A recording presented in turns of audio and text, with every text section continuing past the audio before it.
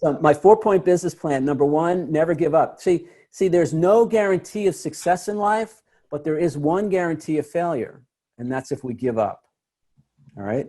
Now we may change the plan. We want to learn, if we don't want to bang our head against the wall, we may have to adjust, or the catchword today is pivot.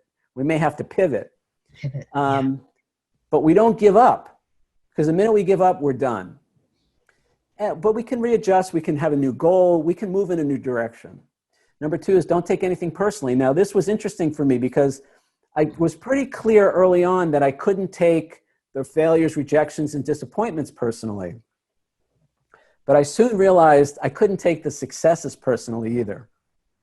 And that was a moment of freedom for me, because now it was like, oh, so it really has nothing to do with any of that. I get to do what I do, like this stuff, my art, because I love it, because I enjoy it, because I do it for me. So if I'm not taking the failure personally, that's great. But if I don't take the success personally, that's actually even better. It really frees me up. Number three, do one thing every day, at least one thing every day, to move your business or your life forward. So take one action. Even if it's just picking up the phone, look, even if it's just, if you're me, even if it's just making your bed or vacuuming the floor, just do something every day that's positive for yourself. Now, hopefully you do more than that, but because guess what? At the end of a year, you will have done 365 things that are moving you closer to where you want to be, as opposed to in the past where the year would go by and you lucky if you did 5 things. All right, so do one thing every day to move your business and your life forward. And then number 4, I hope you guys can guess what this is. Again, it's the F word. Forgive yourself if you don't do 1, 2, or 3. I love it.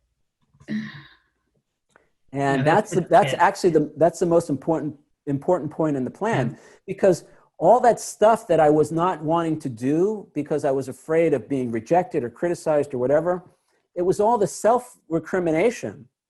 It was the rejection of myself that was creating the fear.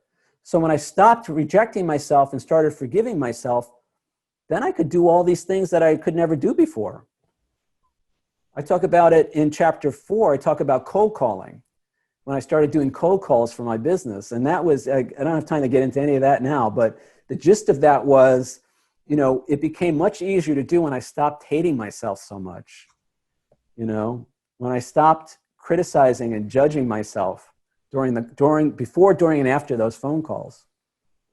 Yeah. Jan, anything else? No, that's just so powerful and beautiful. Good.